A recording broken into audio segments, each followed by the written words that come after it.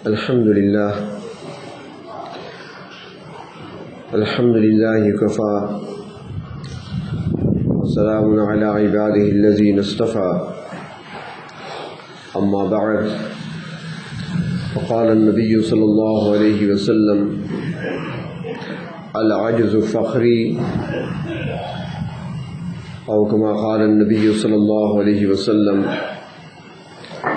اللهم صل على سيدنا محمد وعلى آل سيدنا محمد وبارك وسلم۔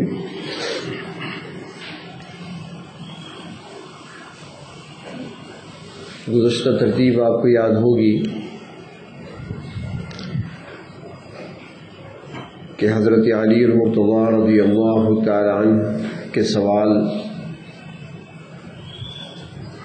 کہ آپ کا طریقہ کیا ہے، اس کے جواب میں نبی اکرم صلی اللہ علیہ وسلم نے 17 باتیں ارشاد فرمائی کہ یہ میرا طریقہ ہے۔ اس میں سے 10 باتوں پر بات ہو چکی ہے 10 مجالس میں۔ 11ویں نمبر پر نبی اکرم صلی اللہ علیہ وسلم نے ارشاد فرمایا العجز فخری، کہ عاجزی میرا فخر ہے۔ ایک اور روایت میں آتا ہے کہ آپ نے فرمایا الفقر فخری، کہ فقر یہ میرا فخر ہے، اور یہاں پہ فرمایا کہ عاجزی میرا فخر ہے۔ عاجزی اور انکساری اللہ تبارک و تعالیٰ کو پسند ہے، اور تکبر اور بڑائی اللہ تبارک و تعالیٰ کو پسند نہیں ہے۔ حدیث شریف میں آتا ہے، فرمایا کہ جس کے دل میں ذرے کے برابر بھی تکبر ہوگا، بڑائی ہوگی، وہ جنت میں داخل نہیں ہوگا۔ اور شیطان جو دھتکارا گیا ہے، اللہ کی رحمت سے ہمیشہ کے لیے دور کیا گیا، تو اللہ تبارک و تعالیٰ فرماتے ہیں کہ اس نے 2 کام کیے۔ ایک تو حکم ماننے سے انکار کیا، ابا، اور دوسرا واستکبر، اس نے تکبر کیا، بات کو نہ مانا، اللہ کے حکم کو نہ مانا اور تکبر کیا، تو پھر حکم ملا فخرج، نکل جائے یہاں سے، انک رجیم۔ تو اس لیے فرماتی ہے کہ تکبر سے بچتے ہوئے انسان کو عاجزی انکساری اختیار کرنی چاہیے۔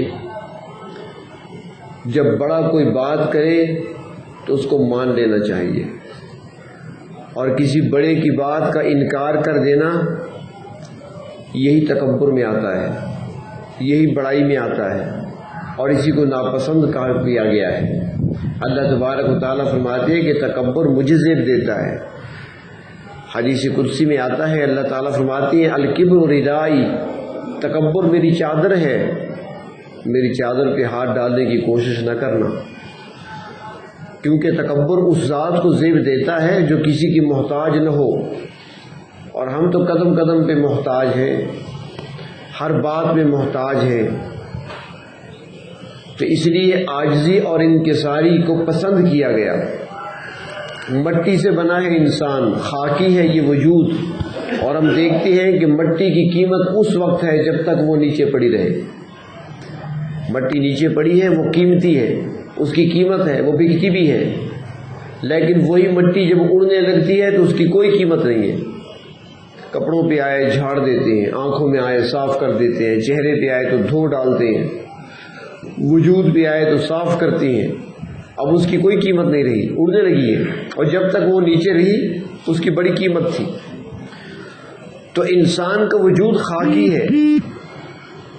جب انسان عاجزی اور انکساری کو اختیار کرتا ہے تو اس کی اللہ کے ہاں بڑی قدر و قیمت ہوتی ہے، اور یہی چیز ہمیں سکھائی گئی۔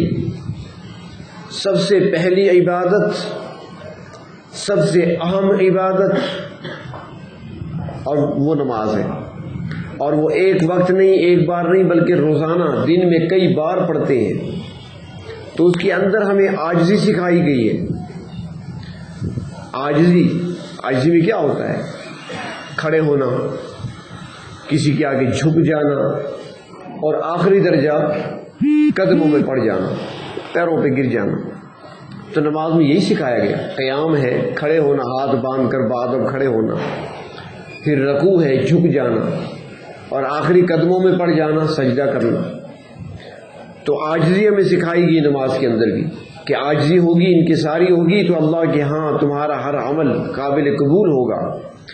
اور اگر تھوڑا سا بھی تکبر شامل ہو گیا تو بڑے سے بڑا عمل بھی رد کر دیا جاتا ہے۔ اللہ تعالیٰ کو نہ بڑائی کسی کی پسند ہے، نہ بڑا بول کسی کا پسند ہے۔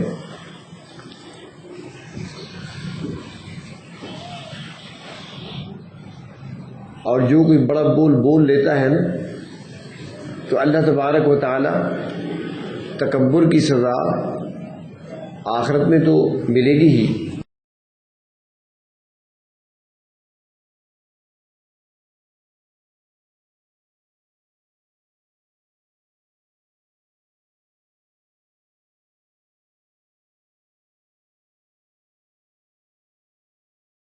دنیا میں بھی اللہ تبارک و تعالیٰ اس کی سزا دیا کرتے ہیں، اس کو رسوا کر دیا کرتے ہیں۔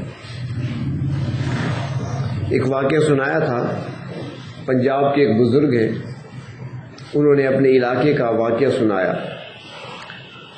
انہوں نے فرمایا کہ ہمارے علاقے میں ایک بہت بڑا زمیندار تھا، اس کی کافی لمبی چوڑی جائیداد تھی، اور اتنی زمینیں تھیں، اتنی جائیداد تھی کہ جو ریلوے اسٹیشن جو ریلوے لائن گزرتی تھی ہمارے شہر کے قریب سے، تو 3 ریلوے اسٹیشن اس کی زمینوں میں آتے تھے۔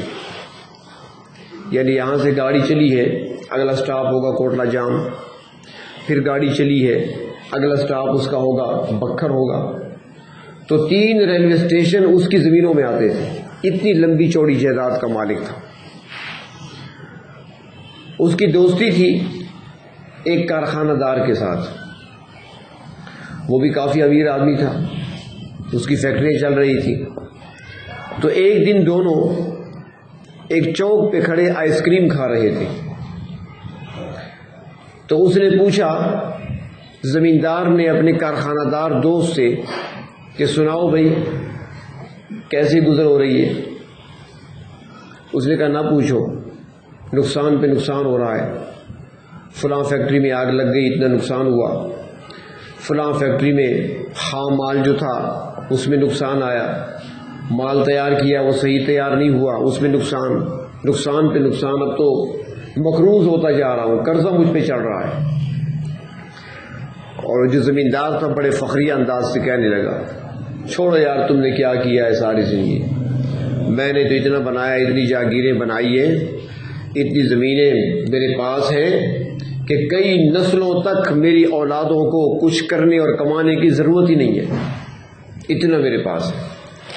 اب چاہیے تو یہ تھا کہ میرے اللہ نے مجھے بہت کچھ دے رکھا ہے، چاہیے تو یہ تھا وہ کہتا کہ میرے اللہ نے مجھے اتنا نواز رکھا ہے، میں اپنے پروردگار کا شکر ادا کرتا ہوں کہ مجھے قرض سے بھی نجات دی ہے، پریشانی سے نجات دی ہے، مشکلات میں نہیں ڈالا، مجھے شکر ادا کرتا۔ لیکن بجائے شکر ادا کرنے کے کہنے لگا میں نے بنایا ہے، اور جب لفظ میں شامل ہو جائے تو بڑا خطرناک ہوتا ہے۔ تو وہ فرمانے لگے کہ جب انہوں نے بات کی تو تھوڑا ہی عرصہ گزرا، حالات ایسے بنے کہ اس زمیندار کی وفات ہو گئی۔ تھوڑے عرصے بعد اس کا ایک ہی جوان بیٹا تھا، لیکن اس کے جو تعلقات تھے، جو دوستیاں تھیں، جو اس کے دوست تھے وہ اچھے نہیں تھے۔ چنانچہ دوستوں نے مشورہ دیا، باپ تو رہا نہیں، سرپرست رہا نہیں، سر پہ ہاتھ رکھنے والا، نگرانی کرنے والا آپ کو ہے نہیں۔ دوستوں نے کہا وہ چلتے ہیں کراچی دیکھتی ہیں۔ چنانچہ جو سرمایہ تھا لے کر گئے، کراچی میں اڑا کر واپس آ گئے، پھر کسی اور شہر چلے گئے، کسی اور پروگرام پہ چلے گئے، سیر سپاٹے کرتے رہے۔ آخر دوستوں نے کہا یار اتنی زمینی جائیدادیں ہیں کس کام آئیں گی، ماں باپ کے ایک ہی ہو، تھوڑا سا ٹکڑا بیچ دو، چلتے ہیں سوئٹزرلینڈ چلتے ہیں، سنا ہے سوئٹزرلینڈ بڑا خوبصورت علاقہ ہے، لوگ سیر کے لیے جاتے ہیں تو ہم بھی چلے جاتے ہیں۔ کچھ زمین کا ٹکڑا بیچا، سوئٹزرلینڈ پہنچ گئے، وہاں سیر کرتے رہے، سیاحت کرتے رہے، پیسہ اڑاتے رہے، واپس آئے، پھر کہیں اور چلے گئے۔ وہ فرمانے لگے کہ چند ہی سالوں میں اس نے جو کچھ باپ نے چھوڑا تھا سب کچھ لٹا دیا، کچھ لوگ بطور قرض کے لے گئے، کچھ لوگوں نے قبضے کر لیے زمینوں پر، نگرانی یہ کر نہیں سکتا تھا، اسے اپنے سیر و سیاحت سے فرصت نہ تھی، جائیداد پہ لوگوں کے قبضے ہونے لگے، جو تھی اس کے قبضے میں وہ بیچتا رہا، کھاتا رہا۔ فرمایا کہ چند ہی سال گزرے تھے کہ جس چوک پر آئس کریم کھاتے ہوئے اس کے باپ نے بڑا بول بولا تھا، اسی چوک پر آئس کریم کی دکان کے سامنے اس جوان کو ہم نے بھیک مانگتے دیکھا ہے۔ تو اللہ تبارک و تعالیٰ کو تکبر پسند نہیں ہے، اللہ تعالیٰ کو عاجزی پسند ہے، انکساری پسند ہے، وہ بندے پسند ہیں جو جھکنے والے ہوں، وہ بندے پسند ہیں جو اپنے آپ کو مٹانے والے ہوں، اپنے آپ کو جھکا کر رکھنا۔ اب ہر آدمی سوچتا ہے کہ مجھے شہرت ملے، مجھے عزت ملے، مجھے ایک مقام ملے دنیا کے اندر، میں جہاں جاؤں لوگ میری عزت کریں، یہی چیز بڑی خطرناک ہوتی ہے، اس کے اندر بہت خطرہ ہوتا ہے۔ اس لیے تو ہمارے جو اکابرین تھے اپنے آپ کو چھپایا کرتے تھے، لوگوں کے سامنے نہیں آیا کرتے تھے، چھپ جایا کرتے تھے، وہ ایسے کام کیا کرتے تھے کہ لوگ حیران رہ جاتے تھے، وہ اس خاموشی سے چلا کرتے تھے کسی کو پتہ ہی نہیں چلے، اپنے آپ کو چھپا کر رکھا کرتے تھے دنیا سے، دنیا والوں سے۔ وہی کسی نے کہا ہے نا کہ ہمارے خطباء میں سے جو وقت کے خطیب اعظم تھے حضرت سید عطا اللہ شاہ بخاری رحمۃ اللہ علیہ، ایک نام ہے ان کا، فرماتے ہیں کہ جہاں وہ خطابت میں ایک مقام رکھتے ہیں وہاں ولایت میں بھی بلند مقام رکھتے تھے، ولایت میں بڑا بلند مقام رکھتے تھے، لیکن فرماتے ہیں کہ انہوں نے اپنی ولایت کو مذاق و مزاح کے پیچھے چھپا رکھا تھا، ہنسی مذاق کرتے رہتے تھے، کوئی پہچان ہی نہ سکتا تھا کہ ان کا اصل مقام کیا ہے، اپنے آپ کو چھپا رکھا تھا، کیونکہ بڑے خطرات ہوتے ہیں، شہرت میں بڑے خطرات ہیں، لوگوں میں انسان آئے اور پھر جب عزت بڑھنے لگتی ہے، لوگوں میں شہرت ہوتی ہے، تو اس میں پھر خطرہ ہوتا ہے دل میلا ہو جانے کا، اور دل جب میلا ہو جائے تو بڑی مشکل سے صاف ہوا کرتا ہے۔ حضرت تھانوی رحمۃ اللہ علیہ نے لکھا ہے شاید کہیں پر، وہ فرماتے ہیں کہ حضرت شاہ ولی اللہ رحمۃ اللہ علیہ، ان کے والد محترم حضرت شاہ عبد الرحیم رحمۃ اللہ علیہ، بہت بڑی شخصیت ہیں، بہت بڑے عالم تھے اور بہت بڑے اللہ کے ولی، شاہ عبد الرحیم رحمۃ اللہ علیہ فرماتے ہیں ایک مرتبہ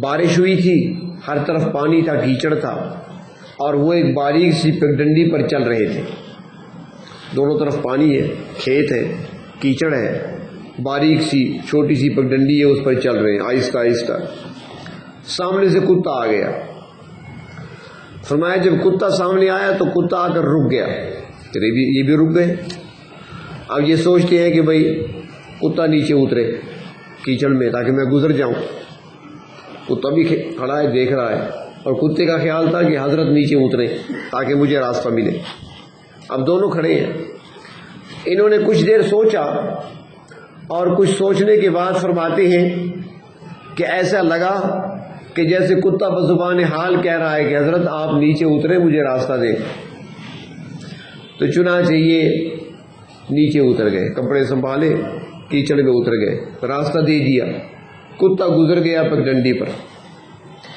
جب کتا گزر گیا تو یہ پھر واپس آئے راستے پر، جب چلنے لگے 2-4 قدم چلے تو پیچھے مڑ کر دیکھا تو بڑے حیران ہوئے کہ کتا پیچھے کھڑا ان کو بڑے غور سے دیکھ رہا ہے، یہ بھی رک گئے کہ مجھے اب کیوں دیکھ رہا ہے، راستہ تو میں نے دے دیا، اب کیوں کھڑا ہے۔ حضرت شاہ عبد الرحیم رحمۃ اللہ علیہ بڑا مقام رکھتے تھے، فرماتی ہیں کہ اللہ تبارک و تعالیٰ نے یہ بات میرے دل کی طرف القاء فرمائی کہ گویا کتا مجھے کہہ رہا ہے کہ تمہیں اپنی ولایت پر بڑا ناز تھا، اللہ نے تجھے ایک مقام دیا، مرتبہ دیا، تمہیں علم سے نوازا ہے، اللہ تبارک و تعالیٰ نے اپنے مقربین میں تمہیں شامل فرمایا ہے۔ آج اگر میں پانی میں کیچڑ میں اتر جاتا تو تمہارے دل میں آتا کہ دیکھو میں انسان ہوں، اشرف المخلوقات ہوں، یہ ایک نجس مخلوق ہے، ناپاک چیز ہے، نیچے اتر گیا، مجھے راستہ دے دیا۔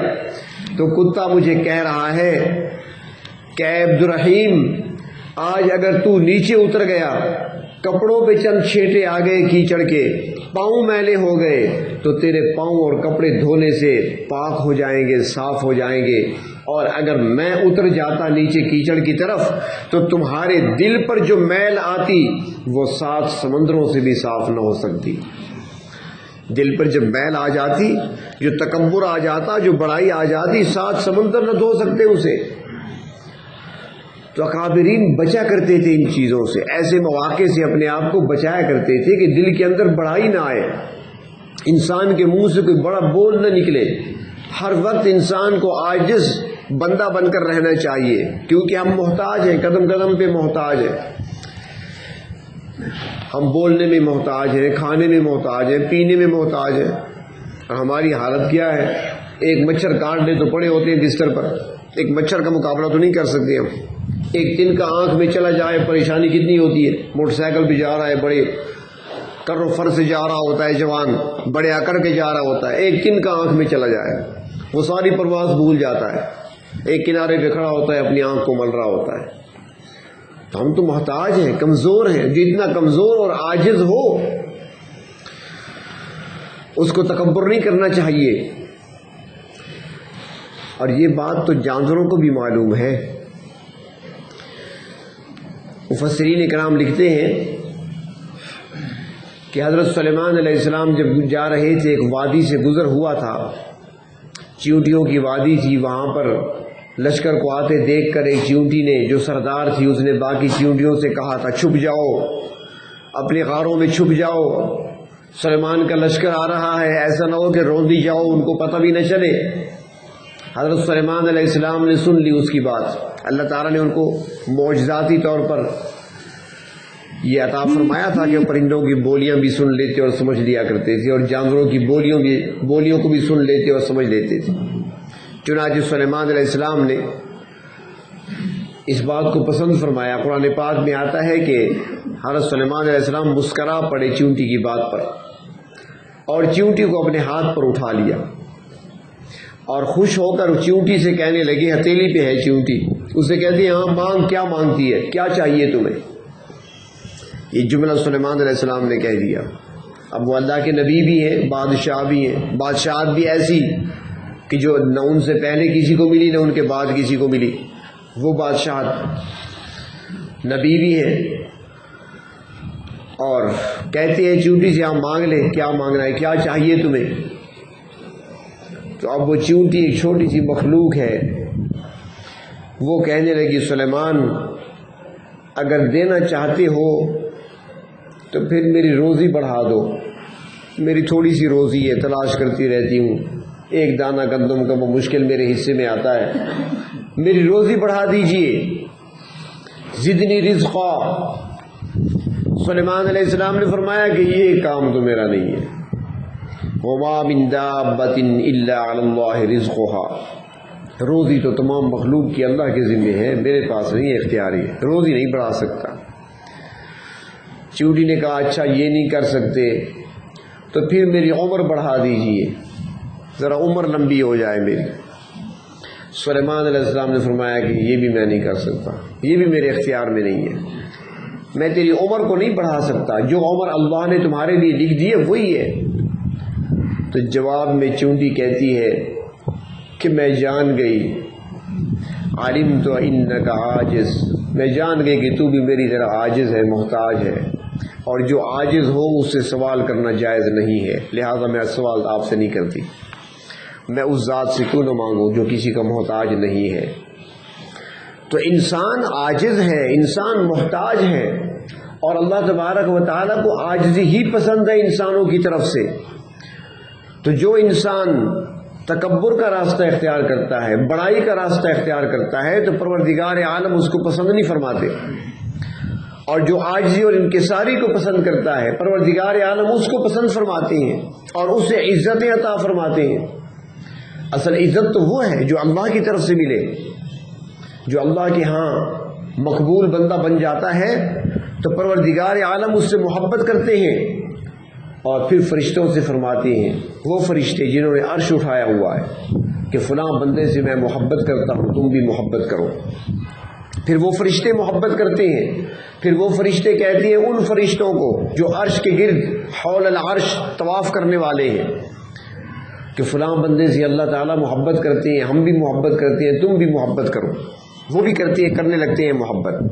پھر وہ فرشتے ان سے کہتے ہیں جو سدرہ منتہا پر ہیں، پھر وہ فرشتے محبت کرتے ہیں. پھر آسمانوں والے فرشتے، پھر زمین والے فرشتے، یہاں تک کہ پھر اس بندے کی محبت اتنی مقبول ہو جاتی ہے کہ خشکی پر چلنے رینگنے والے جانور اور پانی میں تیرنے والی مچھلیاں بھی اس سے محبت کرنے لگتی ہیں.